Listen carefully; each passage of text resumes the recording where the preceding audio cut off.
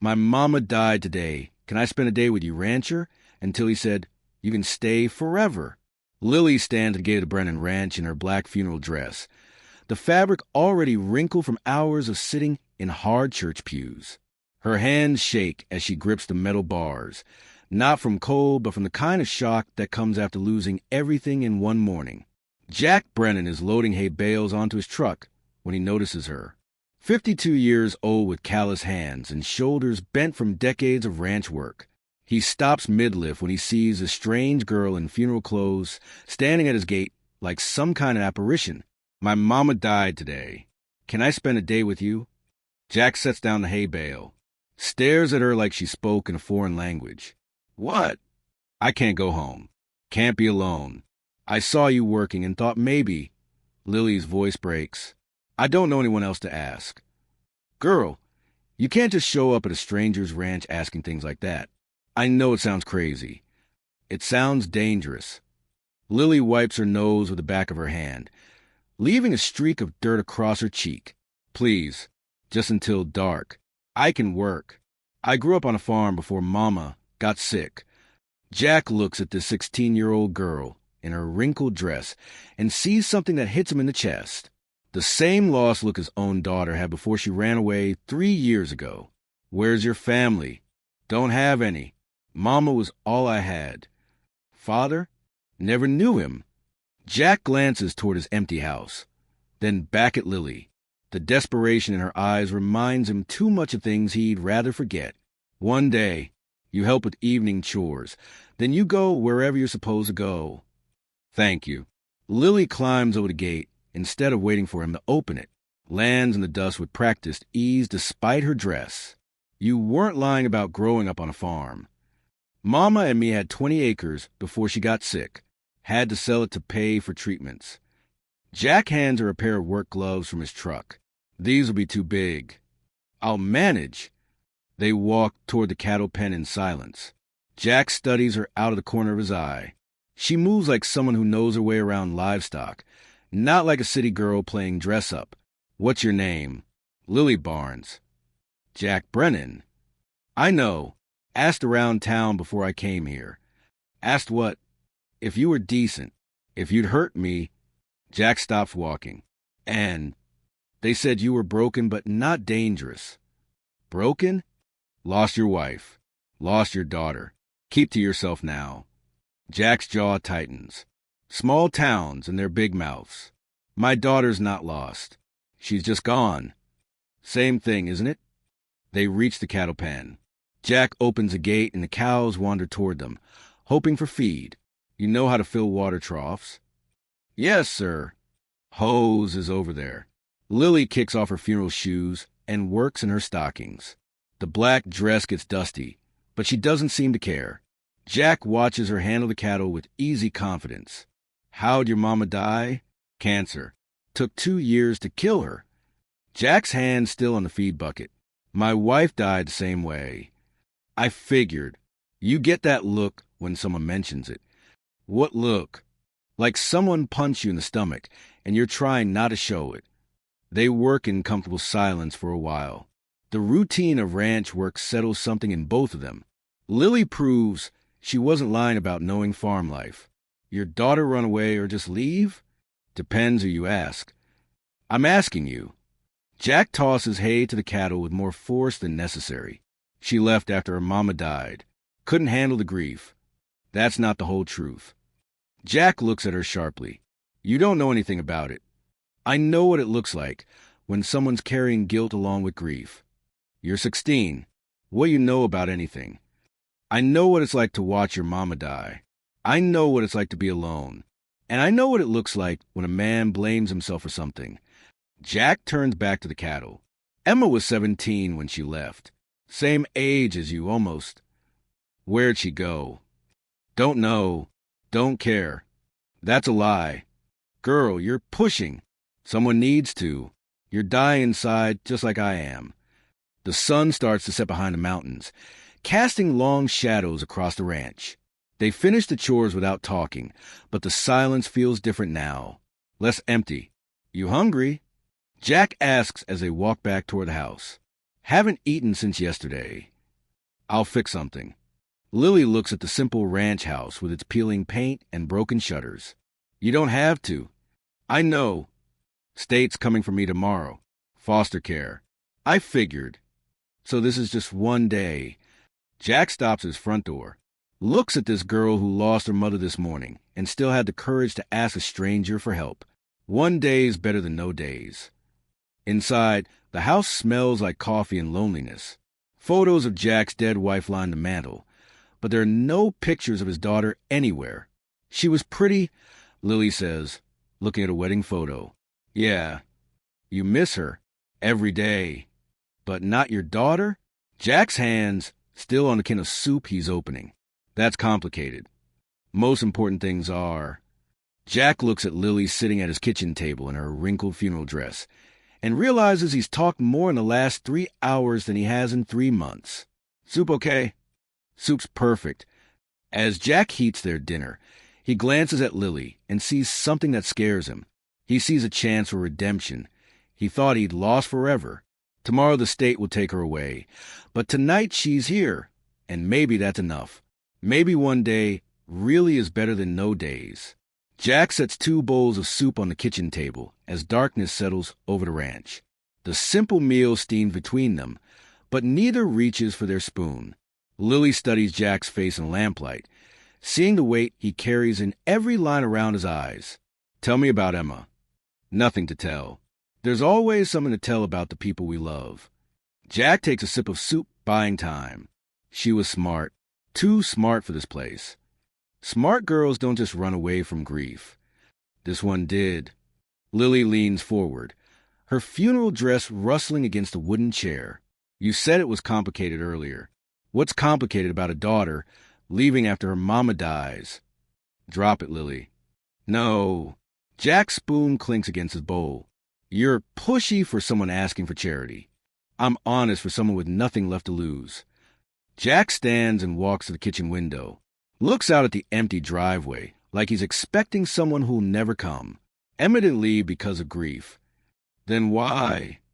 Because of me. Lily waits. Sometimes silence pulls truth better than questions. My wife's father was Judge Whitman, powerful man in this county, respected. Still is, I suppose. Jack turns back to face her. After Sarah died, Emma stayed here for a few months, trying to help me keep the ranch going. Judge came by regular, checking on us, said he wanted to make sure his granddaughter was taken care of. Lily's stomach tightens. She's heard this story before, in different versions from different girls. What did he do to her? Jack's face goes hard. Nothing happened. That's not what I asked. Emma said things, made accusations. What kind of accusations? Jack sits back down heavily. Said he touched her. Said he came into her room at night when he stayed over. Said things that weren't true. How do you know they weren't true? Because Judge Whitman is a good man. Been like a father to me since Sarah and I got married. Lily sets down her spoon. So when your daughter came to you scared and asking for help, you called her a liar.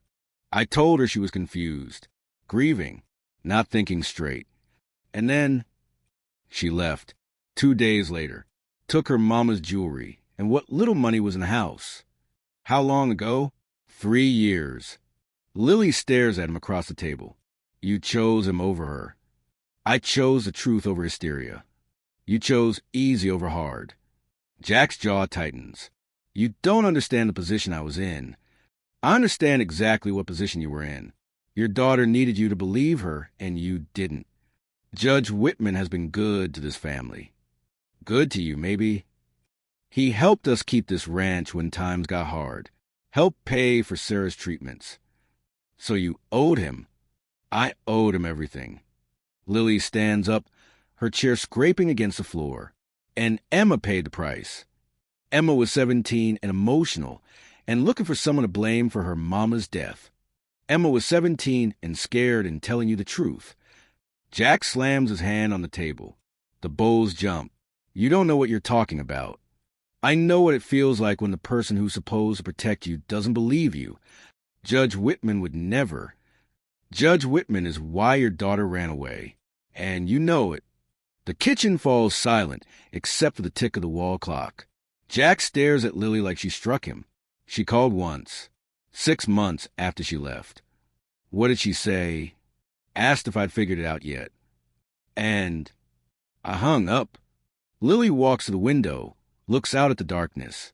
You see me as your second chance, don't you? What? That's why you let me stay today.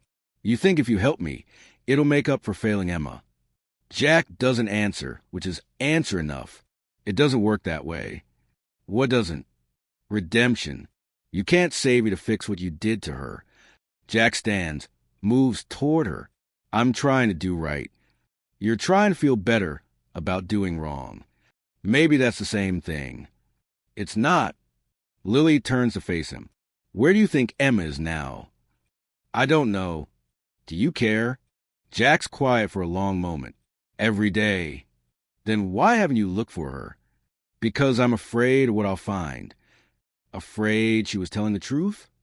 Afraid she'll never forgive me. Lily walks back to the table, sits down. Some things can't be forgiven, but that doesn't mean you stop trying. You sound older than 16. Watching your mama die ages you fast. They sit in the growing darkness, two broken people trying to find pieces of themselves in each other. Social services comes tomorrow. Tomorrow morning, foster families somewhere upstate. You scared? Terrified. Jack looks at this brave girl who lost everything today and still found the courage to push him toward truth. Maybe scared is good. Means you're still alive. Headlights sweep across the kitchen window. A car turns into the driveway, moving slow and deliberate. You expecting someone? Jack moves to the window, his face going pale. That's a county car. Social services? They're not supposed to come until tomorrow. The car parks. Two figures get out. A woman with a clipboard and a man in uniform. Why are they here early? Jack watches them walk toward the house. I don't know, but this isn't good. The knock comes hard and official. 3 sharp raps that echo through the quiet house like gunshots. Chapter 3. Forever. The knock echoes through the house like a death sentence. Jack opens the door to find Helen Morrison, a tired-looking social worker in her 40s, and Deputy Carter, a young officer who looks uncomfortable being there. Mr. Brennan? I'm Helen Morrison, Child Protective Services. We're here for Lily Barnes. Jack doesn't move from the doorway. You're early, said tomorrow morning. Plans changed. Emergency placement open up tonight. Lily appears behind Jack, still in her wrinkled funeral dress. I'm not ready. Honey, you don't need to be ready. Just grab whatever you brought. I didn't bring anything. Helen checks her clipboard. That's fine. Foster family will provide what you need. Jack feels something shift inside him. The same cowardice that let Emma walk away is trying to let Lily disappear too. But tonight, something's different. Wait. Sir, I want to apply for emergency guardianship. Helen and the deputy exchange glances. Mr. Brennan, you're not a relative. You barely know this girl. I know enough. Sir, emergency guardianship requires extensive background checks. Home studies. Then do them. Helen's voice gets official. The girl needs placement tonight. She has placement. Here. You're not qualified. I'm more qualified than strangers. Lily steps forward. I want to stay. Honey, you don't understand the situation. I understand perfectly. My mama died today. This man gave me work, food, and kindness when I had nowhere else to go. Helen looks between them. Mr. Brennan, do you have any experience with children? I raised a daughter. Where is she now? Jack's jaw tightens. Gone. Why? Because I failed her. Because I was a coward when she needed me to be brave. Deputy Carter shifts uncomfortably. Sir, that doesn't sound like a recommendation. It's not. It's a warning. I know what happens when good men do nothing. I won't let it happen again. Helen checks her watch. The system doesn't work that way. The system doesn't care about her. I do. You've known her one day. Sometimes one day is enough. Lily finds her voice. He's right. I've been in the system before. Foster homes don't want 16-year-olds. They want babies they can mold. That's not true. It's completely true. You'll stick me with some family who needs estate money, and I'll age out in 2 years with nothing. Helen's expression softened slightly. Lily, Mr. Brennan isn't prepared for this responsibility. Neither was my mama when she had me at 17, but she figured it out. Jack steps forward. What do I need to do? Paperwork? Background checks? Home inspection? I'll do whatever it takes. It's not that simple. Make it simple. Helen looks at the determination in both their faces. I could file emergency temporary guardianship papers. Judge would have to approve it within 72 hours. Do it, Mr. Brennan. If this doesn't work out, it'll work out. How can you be so sure? Jack looks at Lily. Because this time I'm choosing right over easy. An hour later, paperwork filed and promises made, Helen and the deputy drive away. Jack and Lily sit on the front porch as dawn breaks over mountains. You sure about this? Are you? Asked you first. Jack pulls out his cell phone, stares at a number he's had memorized for 3 years but never dialed. What are you doing? Calling my daughter. The phone rings 4 times before a familiar voice answers. Emma? It's your father. Silence on the other end. I know you don't want to talk to me, but I need to say something. More silence. You were right about Judge Whitman. You were right about everything. And I'm sorry I didn't believe you. A small sound, maybe a sob. I was wrong, Emma. I was scared and weak, and I chose the easy lie over the hard truth. Dad, I'm here, baby. I thought you hated me. I could never hate you. I hated myself for failing you. Are you okay? I'm trying to be. There's a girl here who reminds me of you. She's helping me figure out how to be better. I want to come home. Then come home. After he hangs up, Lily pulls a box of old photographs from inside the house. Pictures of Judge Whitman at family gatherings, holidays, graduations. Help me with something. They build a small fire in the metal barrel behind the house. One by one, they feed the photos to flames. The judge's smiling face curls and blackens, turning to ash. Think Emma will really come back? I hope so. But even if she doesn't, I'll keep trying. And me? You're not going anywhere. This is home now. The smoke rises into morning sky like prayers, carrying away the past and making room for something new. Jack and Lily watch the fire consume the lies that drove his family apart, leaving them free to build something honest from the ashes. Forever's a long time. Good thing we're both stubborn. Lily smiles for the first time since her mother died. Good thing.